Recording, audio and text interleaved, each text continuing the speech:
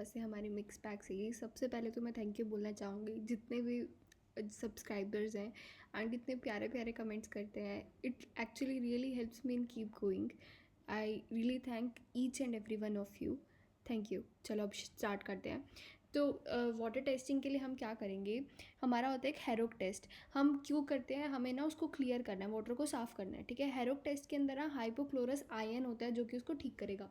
तो हमारा जो रेजिडुअल फ्री क्लोरीन होता है, हेरोक टेस्ट कौन सा है हमारा, वो जो कप वाला नहीं होता है जिसके अंदर हम आयोडीन डालते हैं, वो ब्लू टेस्ट होता है. ठीक है. तो रेजिडुअल फ्री क्लोरीन देखेंगे. ओटीई टेस्ट होता है हमारा फ्री प्लस कंबाइंड क्लोरीन के लिए. ब्रेक पॉइंट होता है क्लोरीन. अब देखो ब्रेक पॉइंट का मतलब क्या है. कभी कभी ऐसा होता है ना कि हम कुछ पढ़ाई कर रहे हैं, कुछ भी कर रहे हैं, हमारा एक ब्रेक पॉइंट आ जाता है. तो हमसे पूछा जाता है तुम चाहते क्या हो, व्हाट इज़ योर डिमांड. ठीक है. तो क्लोरीन डिमांड है हमारी. तो ब्रेक पॉइंट हमें पता चल गया. एंड ओ जो होता है वो उसके नाम से देखो कितना एडवांस लग रहा है. तो फ्री प्लस कंबाइंड बताएगा. जो बच्चा कुछ है इज़ हेरोक. ठीक है. तो रेजिडुअल फ्री क्लोरीन हमारा बताएगा हेरोक. ओटीए बताएगा free plus combined and chlorine demand हो गया. ठीक है. नेक्स्ट चलते हैं. कॉन्ड्रोसार्कोमा. पता है इतनी बार क्वेश्चन पूछता है. देखो हमारे को ना क्या लर्न का है, ओस्टियोकोंड्रोमा ही लर्न है. तो उसमें कार्टिलेज कैप आ जाएगा, बोन मैरो कंटिन्यूटी होती है एंड अवे होता है 2 सेंटीमीटर से ज़्यादा हुआ तो वो मेलिग्नेंट बन जाएगी. सब हमें पता है. क्वेश्चन कहाँ आता है, कॉन्ड्रोसार्कोमा. यूएसएमएल में तो बहुत ज़्यादा पूछते हैं. तो ओस्टियोकॉन्ड्रोमा में क्या था कि कॉन्ड्रोमा हमने लर्न किया था कि बच्चों में होता है तो कार्टिलेज, लेकिन इसमें सीन ऐसा नहीं है. कॉन्ड्रोसार्कोमा एडल्ट्स में भी हो सकता है. पॉपकॉर्न कैल्सिफिकेशन मिलेगी, नाइट पेन होगा. ओल्ड पर्सन दिया है, पॉपकॉर्न कैल्सिफिकेशन दिया है तो कॉन्ड्रोसार्कोमा आएगा, याद रखना है. ठीक है. अब याद रहेगा आपको. रैपिड साइक्लिंग एंड क्लोजापिन, इसमें ना बहुत देखो बाइपोलर 1 जो होता है उसमें हमारा क्या होगा, मेनिया. मेनिया अलोन कभी भी नहीं होता. मतलब डिप्रेशन अलोन हो सकता है but mania is always followed by थोड़ा सा depression, but we will it is so insignificant कि we are not even referring to it. क्योंकि मेनिया इतना, आप किसी मेनिया वाले बंदे से मिले हो. अब मैं मिली थी ओपीडी के अंदर, तो मेनिया वाले ना अलग ही लेवल के होते हैं. बहुत ही हाइपर एक्साइटेड होते हैं. 7 दिन से ऊपर ऐसा चल रहा है तो फिर इट मीन्स उनको मेनिया एपिसोड्स आया. हॉस्पिटलाइजेशन की हिस्ट्री होगी एंड ऑल्सो साइकोसिस के एपिसोड भी हो सकते हैं. मतलब उनको सुनाई देना देना, मतलब इतने ज़्यादा हाइपर एक्टिव होते हैं. तो बाइपोलर 1 के हो गए. एंड सेकेंड वाला क्या होता है, हाइपोमेनिया, जो कि लेस देन 7 डेज होगा. 4 दिन के लिए कहते हैं अक्सर. ठीक है. तो हाइपोमेनिया हो गया and it is followed by the depression 2 weeks वाला. ठीक है. इसमें अब हमें और भी लर्न करना है. रैपिड साइक्लिंग का मतलब क्या होता है, 4 से ज़्यादा या फिर 4 एपिसोड्स पर ईयर. ठीक है. फिर उसमें देखो हाँ, इसको ना साइकिल वाले से कंफ्यूज मत करना. डिस्थाइमिया होता है 2 साल के लिए डिप्रेशन है किसी को. ठीक है. एग्री डिप्रेशन के ऊपर भी डिप्रेशन हो सकता है, पता है, एक्यूट एपिसोड्स भी आ सकते हैं. बट रैपिड साइक्लिंग का मतलब क्या है कि 4 बार ऐसे ऊपर नीचे चला जा रहा है. ठीक है. फिर उसके बाद आएगा हमारा क्लोजापिन. क्लोजापिन जो होती है वो मूड स्टेबलाइजर नहीं होती है. देखो हम काफ़ी सारी एंटीसाइकोटिक्स को एज अ मूड स्टेबलर यूज़ करते हैं. हेलोपेरिडोल हो गया, रेस्पेरिडोन, ये सब हो गए. But clozapine is not a part of it. ठीक है. नेक्स्ट चलते हैं. नेक्स्ट में क्या है हमारा, प्री मेनोपोजल. ओके, ये बहुत इंपॉर्टेंट है. पता है ओवेरियन सिस्ट के बारे में पूछते हैं. तो ओवेरियन सिस्ट अगर हमारे प्री मेनोपोजल पीरियड में आ जाए तो वो भी ठीक है. ठीक है. हम उसका साइज़ के ऊपर जाएंगे. बट पोस्ट मेनोपोजल के अंदर आ जाए, oh my God. Post menopausal में क्या है, बहुत ज़्यादा रिस्क है फॉर ओवेरियन कैंसर. जैसे कि यंग लड़कियों में सर्विक्स कैंसर के पीछे हम बोलते हैं ना, तो अगर कोई ओल्ड, ऐसे बीच में हम रिप्रोडक्टिव एज में हम एंडोमेट्रियल थिकनेस के पीछे पड़े रहते हैं. ओल्ड एज स्पेसिफिक होता है हमारा फॉर ओवेरियन कैंसर. तो कोई भी पेशेंट आए, आपको CA 125 पोस्ट मेनोपोजल के अंदर करना ही है. अगर पोस्ट मोनोपोजल के अंदर CA 125 नॉर्मल है एंड उसका जो साइज़ है लेस देन 5 सेंटीमीटर है, तो आप ऑब्जर्व करें, कुछ ना करें. ठीक है. मोर देन 5 सेंटीमीटर आ गया, कॉम्प्लेक्स दे दिया, सॉलिड कोई भी कंपोनेंट बता दिया एंड मोर CA 125, मतलब ये सारे के सारे मार्कर्स हैं, सर्जरी करना होगा. ठीक है. प्री मेनोपोजल के पीछे पड़ते हैं. प्री मेनोपोजल में हमें याद रखना है लेस देन 5, 5 to 7 या फिर मोर देन 7. लेस देन 5 हुआ तो you are treating it like observe करो. ठीक है. इसमें भी हम लेस देन 5 कट ऑफ, तो वो तो आपको याद रहेगा. 5 to 7 में क्या करना है, आपको अल्ट्रासाउंड करना है, फॉलो अप करना है उसका.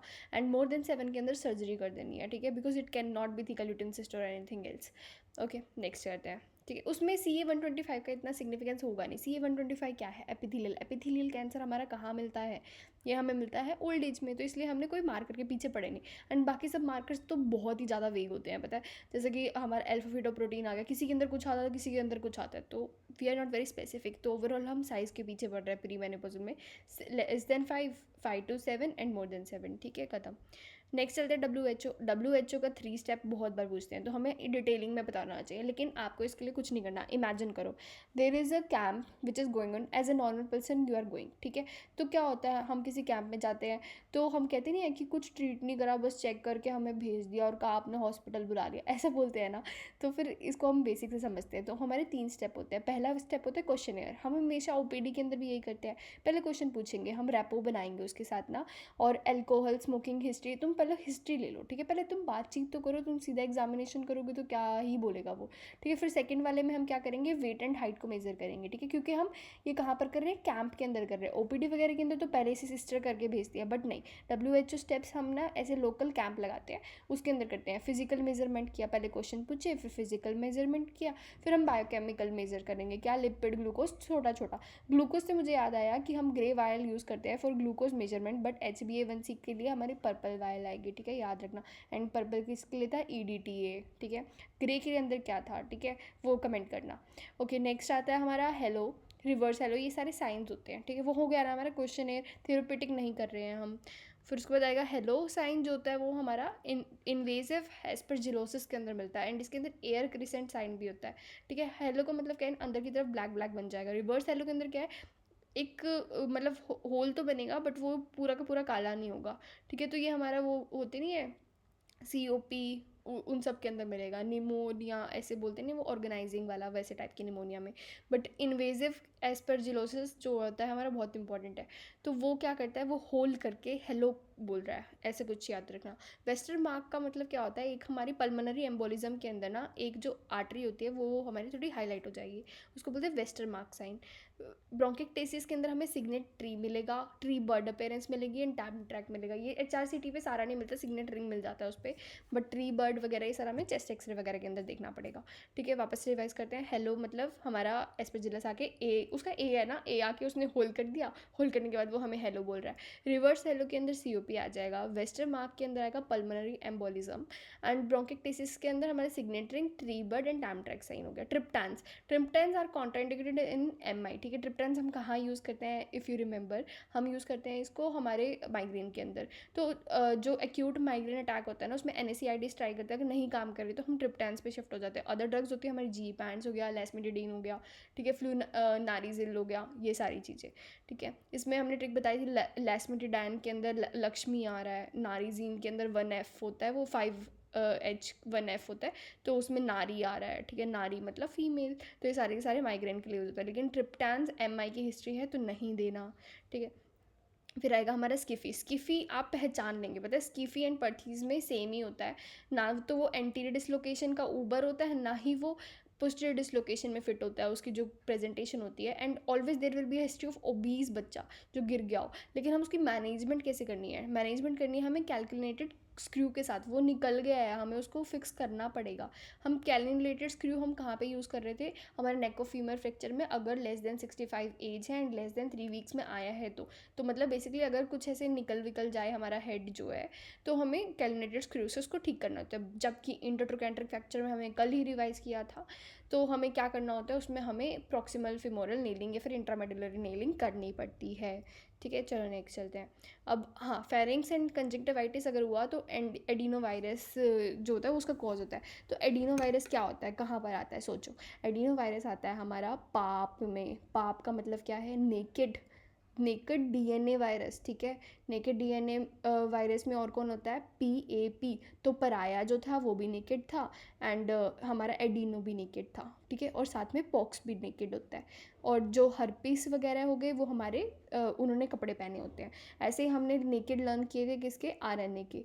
तो RNA में सब कुछ हमारा सिंगल स्टैंडर्ड होता है, एंड रोटा को छोड़ के डबल स्टैंडर्ड वाला होता है। ऐसे ही पराया के केस में भी डबल स्टैंडर्ड डबल वो DNA होते हैं, बट सिंगल स्टैंडर्ड DNA पराया होता है, इसलिए उसको हमने कपड़े भी नहीं पहनाए, उसको पाप लगा, ठीक है। और उसमें और क्या लर्न कर सकते हैं हम, ठीक है। नेकेड वाला जो पर्च वाली ट्रिक होती है ना, CPR हम किस में देंगे, नेकेड के अंदर देंगे, तो कैलिसी आ गया हमारा।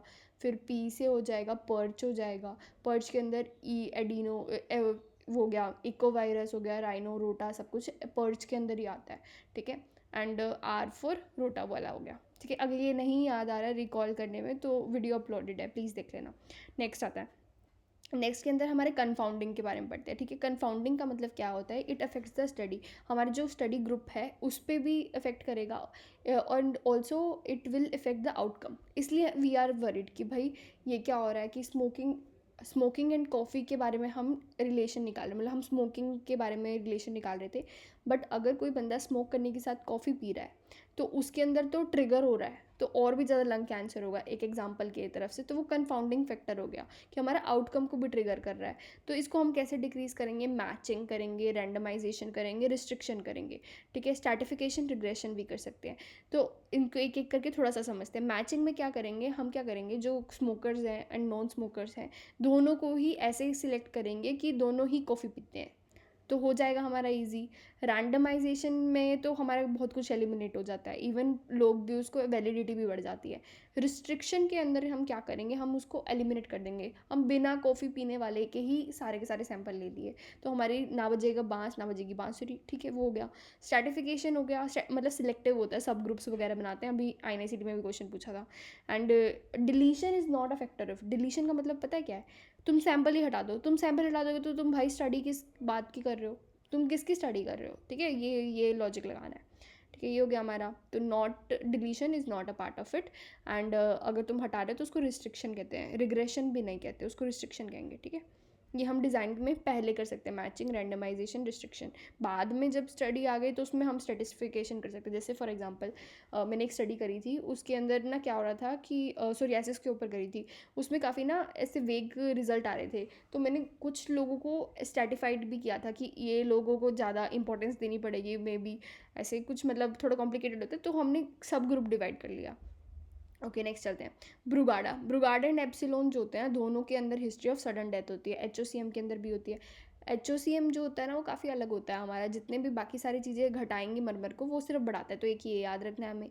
एंड ब्रूगाडा के अंदर हमें क्या मिलता है, बिग ST।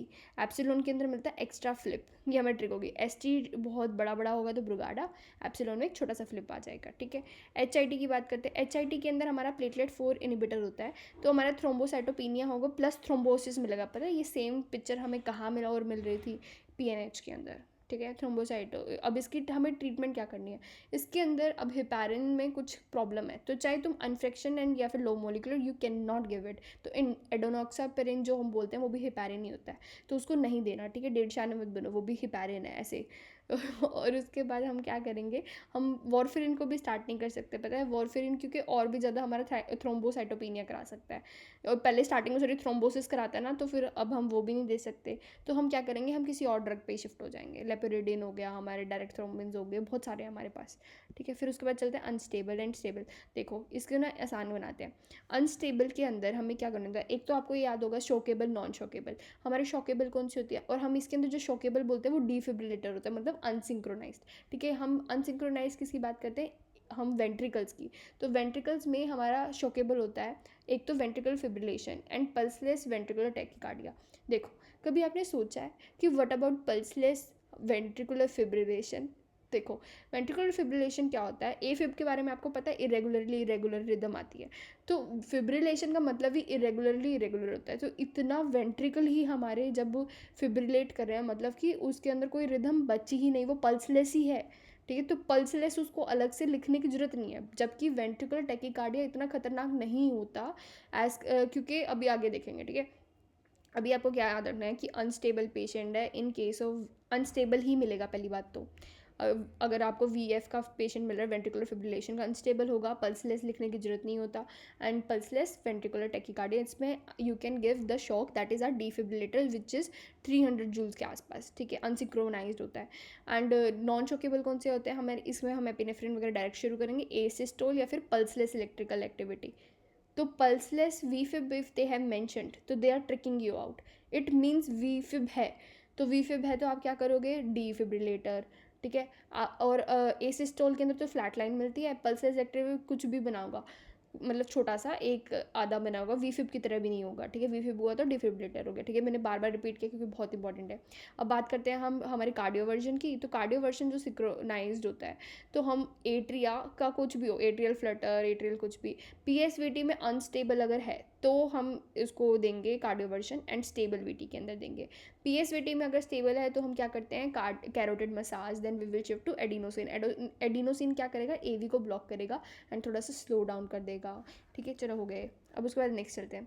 स्ट्रिक्नीन जो होता है ना, वो क्या करते हैं, उसमें हमें एसिडिफाई करना होता है यूरिन को। Strychnine is are similar to tetanus, तो उसकी ट्रीटमेंट वगैरह भी सब सेम रहेगी। आइसोलेट कर दो उसको ज़्यादा ट्रिगर वगैरह मत दो, लेकिन acidification of urine is important to learn. ठीक है, उसके बाद चलेंगे। जैसे देखो हमारा सैलिसिलेट वगैरह के अंदर तो एल्कलाइजेशन करते हैं ना, इसमें एसिडिफिकेशन करते हैं, इसलिए इंपॉर्टेंट था। Okay, next is are large वाले हमारे कौन से होते हैं, जीटी मतलब हमारा जाइंट सेल। उसके बाद होता है T4 टाकासुबू, जो कि हमारा वो नहीं होता डिसरेगुलेटरी, हमारे हो जाते हैं पल्सेस हो जाते हैं। ठीक है, ऐसे आयोटिक डिसेक्शन वगैरह में भी होता है। मीडियम वाले का सिर्फ एक ही दो एग्जाम्पल होता है actually, PAN and Kawasaki you नोस्ट, वो होता है ना क्रैश बर्न हम सब करते हैं, IVIG दे दो, प्लाज्मा फेरेसिस वगैरह, स्टेरॉइड्स भी दे सकते हो। Aspirin also you can give, aspirin is not contraindicated, ये पॉइंट था उसके अंदर। एंड हमारे क्या मिलता है उसके अंदर, एडीमा वेडीमा से हाथ होते हैं। एंड नॉन कंजंक्टिवाइटिस मिलता है उसके अंदर, नॉन एफ्यूजिव वाला जो होता है, ऐसा कुछ बोलते हैं ना। ठीक है, तो मीडियम वाले में पैन के अंदर क्या होगा, पैन से पल्मोनरी इन्वॉल्वमेंट होगा ही नहीं। पहले तो ये लर्न करो कि पल्मोनरी इन्वॉल्वमेंट है तो फिर उसको रूल आउट कर दो। And mainly it is associated with हमारा हेपेटाइटिस बी। ठीक है, नेक्स्ट ऊपर PN के एंड CN के बारे में बताया। देखो आपको ये भी याद होगा CN का कहाँ मिलता है, PN का क्या मिलता है, बट आपको क्या नहीं याद होगा इज़ वो किसके खिलाफ एंटीबॉडीज़ बनाते हैं। ठीक है, even I was also confuse about it. तो हमारा PN का जो होता है वो MPO के खिलाफ एंटीबॉडी बनाएगा, CN का PR3। तो कैसे लर्न कर सकते हैं, या तो आप ऐसे लर्न करो क्रॉस निमोनिक हो गया ना, या फिर ये लर्न कर लो C को 2 बार लिखा तो 3 बन गया हमारा, ये भी होगा, लेकिन उसमें थोड़ा कन्फ्यूजन होने के चांसेस हैं। ठीक है, वैगनर का W को उल्टा कर दो, ये भी आसान है। तो असल में ना लोग ना C को ऐसे उल्टा लर्न करते हैं एंड इसलिए 3 भी याद हो जाता है। कुछ भी लर्न कर लो, इतना डिस्कस हो गया तो अब आपको याद रहेगा।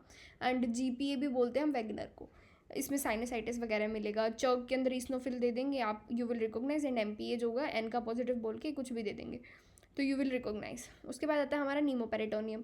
नीमोपेरिटोनियम के हमें कौन कौन से साइन मिलते हैं, रेगुलर मिलता है, फैल्सीपेरम मिलता है एंड थिले ट्रायंगल सा बना हुआ मिलता है। ठीक है, वो नीमोपेरिटोनियम हो गया। नीमोमीडियास्टिनम की बात करें तो एंजल विंग या फिर स्पिनाकर मिलता है। अगर एंजल एक स्पिन कर रही है हमारे दिल के अंदर, ऐसे याद रख सकते हो आप। ठीक है, तो स्पिनाकर एक बार आप देखेंगे ना, आप सही में कहोगे कि एंजल विंग है। ठीक है, फिर ई फास्ट की बात करते हैं। ई फास्ट बहुत इंपॉर्टेंट है, हमें अगर कोई भी पेशेंट आया हमारा तो हमें सबसे पहले ई फास्ट करना होता है। ठीक है, ट्रॉमा के केसेस में। तो ये क्या करता है, बाकी सब कुछ हमारा बता देगा लेकिन ना हमारा होलो परफोरेशन नहीं बता पाता।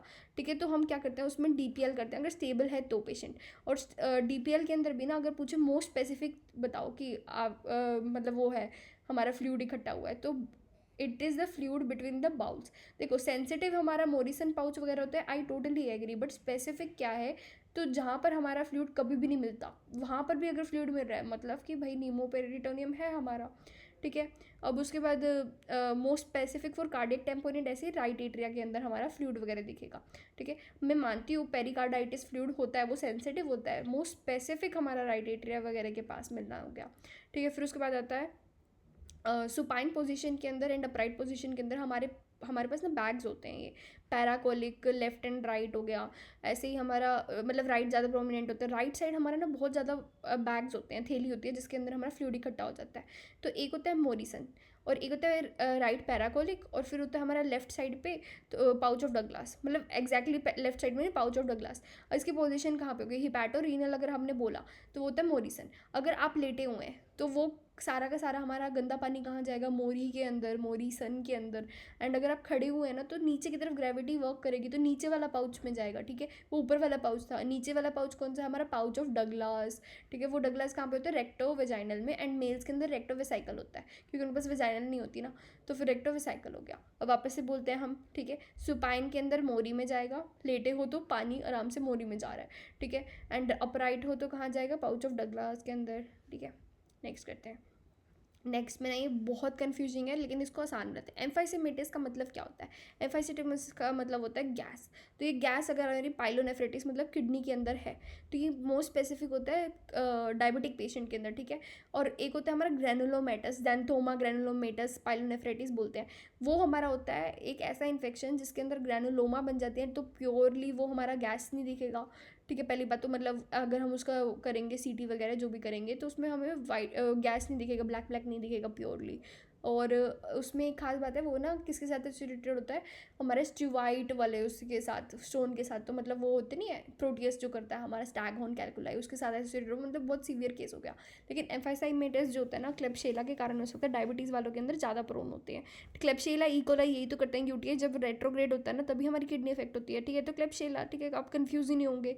फिर आता है आईवी एंटीबायोटिक करो, या फिर अगर स्टेबल पेशेंट है तो परक्यूटेनियस ड्रेनेज कर दो। फिर आता है हमारा एम्फाइसेमेटस कोलेसिस्टाइटिस, जो कि क्लोस्ट्रीडियम करता है। क्लोस्ट्रीडियम जो है एनारोबिक होता है ना, उसको क्लोज जगह पे कर दिया इसलिए, ठीक है। और देखो कितनी मैचिंग भी हो रही है तो आपको याद रहेगा। तो अब देखो कोलेसिस्टेक्टमी ना, चाहे स्टेबल अनस्टेबल डजेंट मैटर, फालतू का है हमारे पास पड़ा है, तो हम बहुत बार ना कोलेसिस्टेक्टमी वैसे ही कर देते हैं अगर स्टोन वगैरह है। मजाक की बात कर रही हूँ, वैसे नहीं करते, बट हमें ऐसे याद करना है। कोलेसिस्टेक्टमी हो गया। पैनक्रियाटिक एब्सेस के अंदर क्या करेंगे हम? ड्रेनेज प्लस एंटीबायोटिक कर देंगे, ठीक है। अच्छा, ये मत समझना कि सिर्फ गैस है तो हम ड्रेनेज नहीं करेंगे, ठीक है। ये ऑफन समझते हैं, तो ड्रेनेज करनी है, साथ में एंटीबायोटिक देनी है, वही करना है। अब हमारी बात आती है वोल्ड ऑफ नेक्रोसिस की। इसमें क्या होगा? सॉलिड प्लस लिक्विड दोनों कंटेंट होंगे, तो सिर्फ सीरियस नहीं होगा, ठीक है। और पैनक्रियाटिक एब्सेस में तो सिर्फ फ्लूइड था हमारा, तो इसमें कंजर्वेटिव मैनेजमेंट करनी है, इसमें कुछ नहीं करना, क्योंकि बहुत क्रॉनिक डिसीज होते हैं, पता है, मोर देन 4 वीक्स हो गए। अब अचानक से तुम क्या ही करोगे? कुछ नहीं कर सकते तुम सिर्फ कंजर्वेटिव मैनेजमेंट करो। इवन अगर पहले भी होता ना नेक्रोसिस, अर्ली वाला क्यूट वाला होता पेनक्रियास के अंदर, तो भी हम कुछ नहीं करते। नेक्रोसिस हो रहा है तो मतलब पहले ही डेड हो गया, अब हम क्या ही कर सकते हैं। लेकिन एब्सेस वगैरह क्या है? इन्फेक्शियस होते हैं, तो इन्फेक्शियस होते हैं, इकट्ठा होकर कुछ भी कर सकते हैं, तो इसलिए हम इनको ड्रेनेज करते हैं तुरंत तुरंत। ओके, देन होता है हमारा, इस एक बार वापस रिवाइज करते हैं। देखो एम्फाइसेमेटस ग्रैनुलोमेटस के अंदर क्या, पाइलोनेफ्राइटिस के अंदर क्या है? क्लेब्सिएला ने इन्फेक्शन किया, एंटीबायोटिक दो, ड्रेन करो। एम्फाइसेमेटस कोलेसिस्टाइटिस के अंदर क्या है? कोलेसिस्टेक्टमी। फिर उसके बाद पैनक्रियाटिक एब्सेस हो गया हमारा, ड्रेनेज प्लस एंटीबायोटिक देंगे। एसिम्प्टोमेटिक के अंदर कंजर्वेटिव कर दिया। अब ओपन वायल हमारा किस किस चीज़ के लिए वैलिड होता है? चलो ये नेक्स्ट में बनाते हैं। Thank you.